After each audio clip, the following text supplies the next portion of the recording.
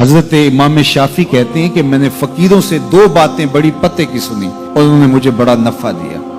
یہ بہت بڑے بزرگ ہونے کے باوجود، اتنے بڑے عالم اور فقیہ ہونے کے باوجود یہ درویشوں کی صحبت میں جا کے بیٹھتے تھے۔ حضرت امام احمد بن حنبل کو کسی نے دیکھا کہ حضرت بشر حافی کے پیچھے دوڑ رہے ہیں، تو کسی نے کہا اتنے بڑے امام ہو اور اتنے بڑے فقیہ ہو، اس فقیر سے کیا ڈھونڈتے ہو، بشر حافی سے کیا تلاش کرتے ہو؟ تو حضرت امام احمد بن حنبل نے کہا کہ احمد بن حنبل جس رب کو مانتا ہے، بشر حافی اس رب کو جانتا بھی ہے۔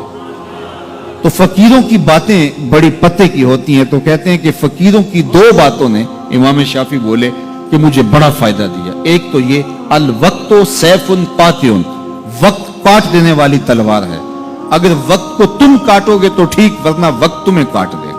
اب تمہاری مرضی ہے کہ وقت کے گھوڑے پہ تم سوار ہو کے اپنی مرضی سے وقت کو چلاؤ، یا پھر تم وقت کے رحم و کرم پہ ہو اور اس کی موجیں تمہیں جس سمت چاہیں بہا لے جائیں۔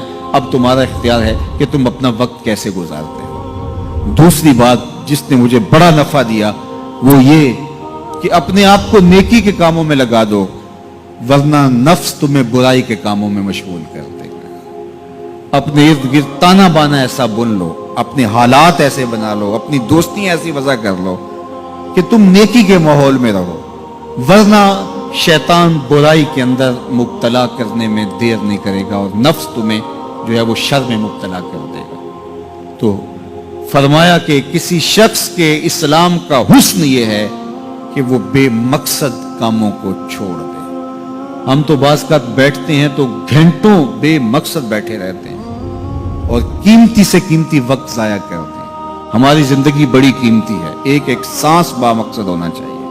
حضرت اویس کرنی رضی اللہ تعالیٰ عنہ کو حضرت عمر رضی اللہ تعالیٰ عنہ اور حضرت علی المرتضیٰ رضی اللہ تعالیٰ عنہ ملنے گئے، حضور کا سلام دیا، حضور کا پیغام دیا، اللہ اکبر۔ تو ویسے کرنی تو تڑپ گئے نا، چشمان سے آنسو ہیں اور بار بار پوچھتی ہیں میرے حضور کے لبوں پہ میرا نام کیسے آیا تھا۔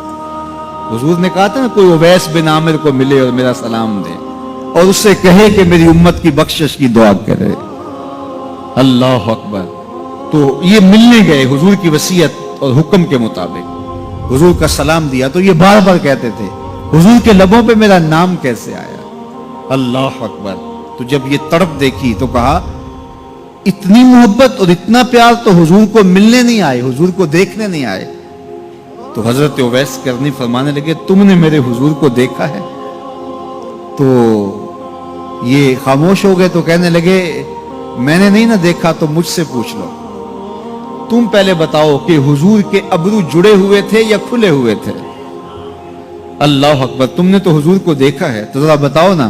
پھر خود ہی فرمانے لگے جس نے نہیں دیکھا اس سے پوچھ لو۔ کہا کوئی قریب سے دیکھتا تو کھلے ہوئے نظر آتے، دور سے دیکھتا تو جڑے ہوئے نظر آتے۔ معلوم ہوا کہ حضور کی قربت میں ہی رہے ہیں اگرچہ بظاہر دور رہے ہیں۔ تو یہ اتنے جلیل القدر صحابی ملنے گئے، کچھ دیر باتیں کی، اس کے بعد حضرت اویس کرنی نے ہاتھ بڑھا دیے، کہا اچھا آپ نے بھی آخرت کی تیاری کرنی ہوگی، میں نے بھی کرنی، اچھا حشر کو ملیں گے۔ اللہ اکبر۔ تو وقت بہت قیمتی ہے، کسی کے اسلام کا حسن یہ ہے کہ وہ بے مقصد کاموں کو ترک کر دے۔